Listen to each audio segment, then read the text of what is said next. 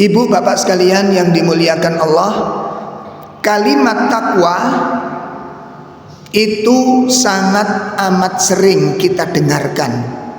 Bahkan kalimat takwa itu menjadi pesan utama, menjadi pesan wajib di setiap khutbah Jum'ah. Takwa pesan wajib. Persoalannya, ketika jamaah ini diajak untuk bertakwa, itu ngerti nggak diajak ngapain gitu. Ayo kita bertakwa. Apa makna takwa ini? Ketika ini tidak dijelaskan kepada kaum muslimin, setiap kali diajak bertakwa itu gak ngerti. Oh, posisi karepe kita ini. Maka di sini perlu kita kaji secara sekilas makna takwa dari sisi bahasa, makna takwa dari sisi syariat, dan bagaimana penerapan dalam kehidupan ini. Pertama, makna takwa menurut bahasa.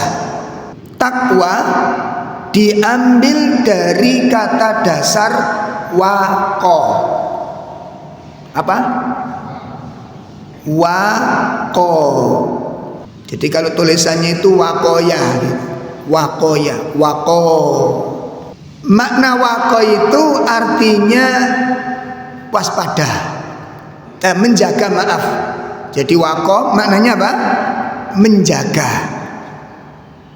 Itu kata dasar takwa, dari kata dasar waqo, artinya menjaga.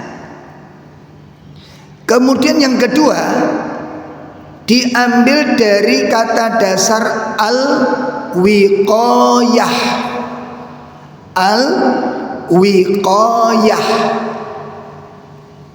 Jadi nulis Arabnya alif lam alwi, alwi qaf ya, alif wiqayah, qaf alif ya tak marbutoh tulisannya al wiqayatu, al wiqayatu itu tulisannya, ya. Artinya ada dua.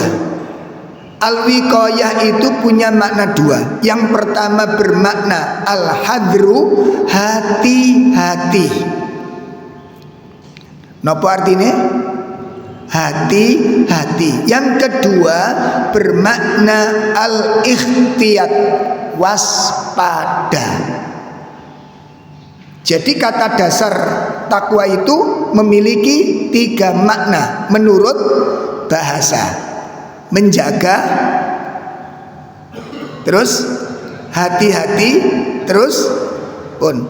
Sebenarnya Pak, dilihat dari sisi bahasa ini, orang bertakwa itu sok kena dirasakne pun. Kalau makna itu bermakna menjaga, hati-hati, waspada, berarti orang yang bertakwa itu adalah orang yang memiliki tiga karakter ini: menjaga, waspada, hati-hati. Pertanyaannya, apa yang perlu dijaga? Apa yang perlu diwaspadai? Dan apa yang perlu dihati-hati? Mestinya dari sisi sini wis kena dirasakno. Apakah kita punya sifat itu? Ngomong sak ngomong sudah hati-hati. Lawang kita itu hobi menafsirkan. Kita ini meneng-meneng ini ahli tafsir semua. Coba kemarin kita kan dihebohkan, saya yakinnya jenengan di dalam membaca berita itu paling sering dibuka berita tentang demo. Begitu? Pas, ngeten. Akhirnya kita tafsirkan paling pelakunya paling, jenengan iki nafsir nopo? Saya tanya, nafsirkan apa coba? Begitu berani kita komen sesuatu yang apa betul kalimat-kalimat paling, sama dengan di jalan raya itu kan begitu macet itu langsung ahli tafsirnya keluar. Kila pokok macet paling betul apa enggak? Iki paling ono kecelakaan, paling ono mobil mogok, paling. Itu ahli kita, itu ahlian kita ya. Pun camkan baik-baik. Yang seperti ini Pak, laisa sifatul mukmin, bukan sifatnya orang-orang mukmin. Bukan sifatnya orang-orang mukmin. Hobi menafsirkan itu bukan sifatnya orang mukmin. Menebak-nebak, menerka-nerka, memaling-malingkan gitu tadi, paling begini, paling gini, paling begitu. Ini bukan sifatul mukmin. Pun saya lanjutkan. Orang bertakwa itu enggak gampang sekali komen. Hati-hati, dijaga. Ya Allah, dijaga lisannya, kalimatnya. Ngaten. Pun nggih, itu makna takwa menurut bahasa. Menjaga, waspada, hati-hati. Menurut bahasa. Adapun takwa menurut syariat, adalah imtithal awamiri wajtinabu nawahi. Menjalankan perintah-perintah Allah dan menjauhi larangan-larangan Allah. Itu makna takwa menurut syariat. Sehingga bagaimana penerapan dalam kehidupan ini, bagaimana penerapannya, sebagaimana telah disebutkan oleh sahabat Abu Hurairah radhiyallahu an. Sahabat Abu Hurairah radhiyallahu an pernah ditanya tentang makna takwa. Sahabat Abu Hurairah pernah ditanya tentang takwa. Apa kata beliau? Qala, berkata Abu Hurairah, hal akhadta tariqan dasyauq, apakah Anda pernah melewati jalan yang ada durinya? Jadi sahabat Abu Hurairah ditanya, apa sih yang dimaksud dengan takwa itu? Maka sahabat Abu Hurairah menjawab, apakah Anda pernah lewat jalan yang banyak durinya? Iya pernah, kata orang yang bertanya. Naam, iya, kami pernah lewat jalan yang ada durinya. Lalu sahabat Abu Hurairah bertanya, fa kaifa sana'ta, apa yang Anda perbuat kalau Anda melewati jalan yang ada durinya? Apa yang Anda perbuat? Lalu orang ini mengatakan, qal idza ra'aitu syauq, apabila aku melihat duri, azaltu, aku akan menghindarinya. Tak ulangi lagi. Kalau aku melihat duri, aku akan menghindarinya. Au jawastu, atau aku akan melangkahinya. Au qasortu an, atau aku akan mundur. Jika memang jalan itu banyak duri, saya akan batalkan perjalanan ini. Lalu Nabi sahabat Abu Hurairah mengatakan, zakat takwa, itulah hakikat daripada takwa. Yang dimaksud duri niku napa Pak? Yang dimaksud duri itu larangan-larangan di dalam agama. Jadi wong sing takwa niku, orang yang bertakwa itu kalau ketemu yang dilarang, satu menghindar atau melangkainya atau mundur. Jadi orang bertakwa itu kalau ketemu yang dilarang tidak itu orang bertakwa. Ngaten. Dadi wong sing takwa niku mboten ada larangan, ngerti larangan ditabrak. Itu bukan orang bertakwa. Orang bertakwa itu kalau ketemu yang dilarang itu menghindar. Kalau ketemu yang dilarang dia jauhi larangan-larangan itu. Itulah karakter takwa kata beliau. Maka puncak ketakwaan, mari kita simak. Puncak ketakwaan surat Al-Zalzalah ayat 7 dan ayat 8. Itu puncak ketakwaan. Puncak ketakwaan. Surat apa tadi? Al-Zalzalah ayat 7 dan ayat 8. Sebagaimana dijelaskan oleh sahabat Abu Darda radhiyallahu an, tamamut taqwa, puncak daripada ketakwaan, yakni firman Allah Subhanahu wa taala di surah Al-Zalzalah ayat 7 dan ayat 8. فَمَنْ يَعْمَلْ مِثْقَالَ ذَرَّةٍ خَيْرًا يَرَهُ وَمَنْ يَعْمَلْ مِثْقَالَ ذَرَّةٍ شَرًّا يَرَهُ. Ini puncak dari ketakwaan itu di sini, Pak. Ayat ini ada 2 konsekuensi puncak ketakwaan itu. Ada 2. Pertama, barang siapa yang melakukan suatu amal kebaikan sebesar zarrah, maka dia akan melihat apa maknanya ini, apa tafsirnya. Disebutkan oleh Imam Ibnu Rajab, fala tahkiranna syai'an minal khair, jangan sekali-kali engkau remehkan,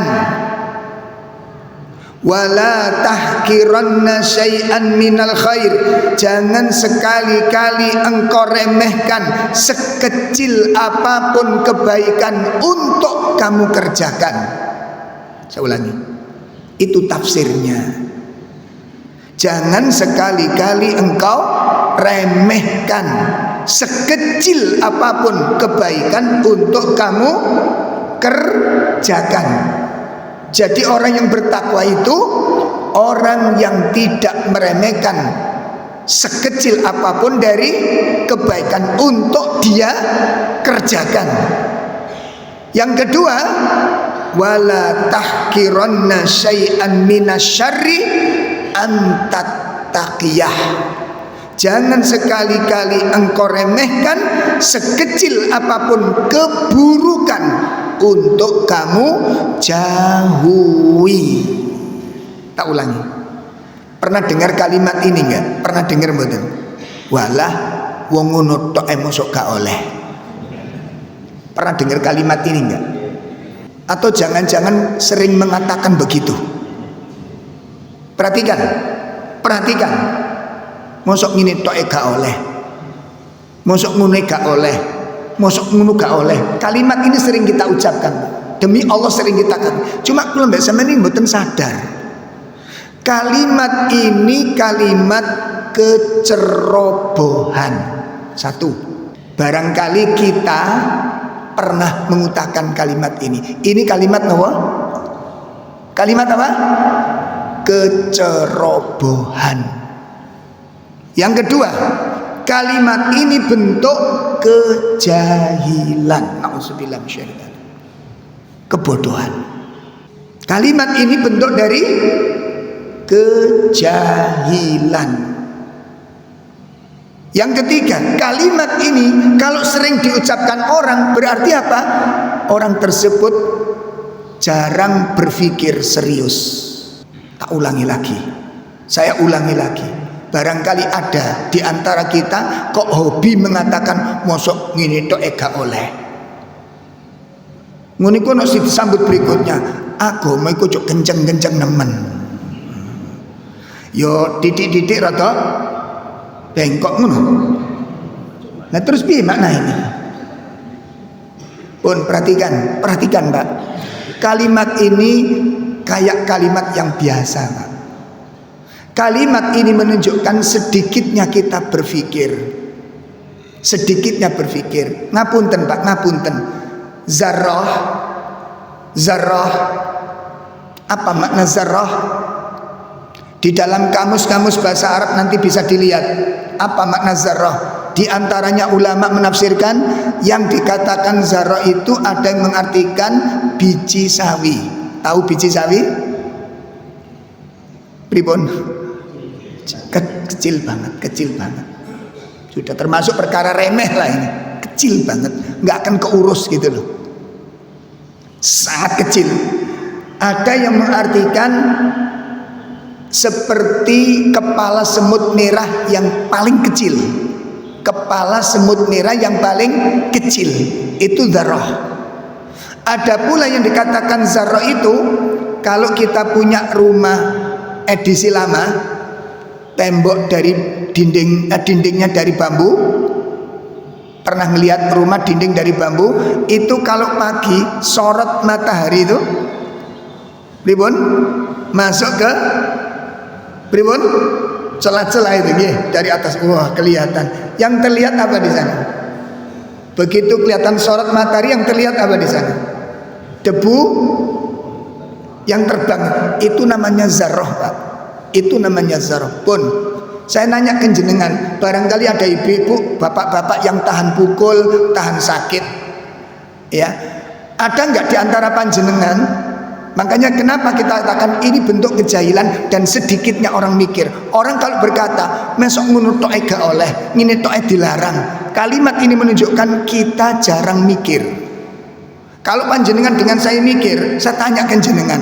Makanya saya tanya jenengan, mana di antara panjenengan yang mungkin tahan pukul, tahan rasa sakit ketika bapak naik sepeda motor atau naik sepeda pancal atau naik mobil atau jalan kaki, ketika berjalan di depan itu ada debu yang berterbangan, jenengan tetap mata terbuka atau ditutup? Begitu kita jalan ada debu yang sedang terbang, kita tetap terbuka mata kita atau ditutup? Kenapa? Lawang segitu aja kok ditutup. Oh kelilipan, gak mau kelilipan, kenapa? Oh sakit gitu. Kelilipan itu sakit, kan cuma debu toh.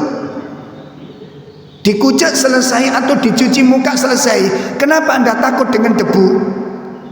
Kenapa anaknya ditutupi matanya? Kenapa kaca mobilnya ditutup? Kenapa kaca helmnya diarahkan? Kenapa mata kita tidak dibuka? Kan cuma debu.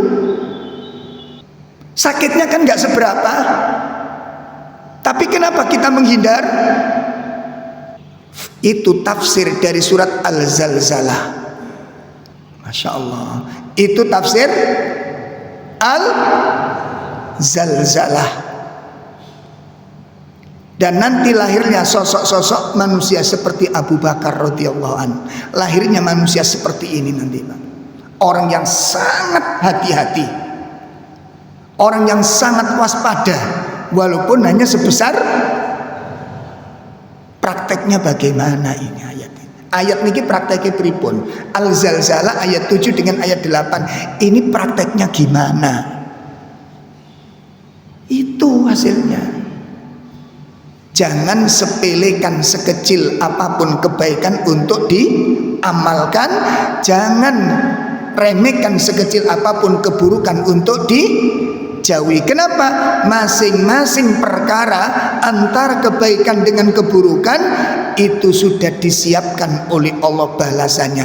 Lah kalau kita dengan debu-debu di dunia yang kecil yang remeh gak mau tersiksa, lalu bagaimana kita remehkan debu-debu di akhirat? Itu yang kami tekankan tadi itu.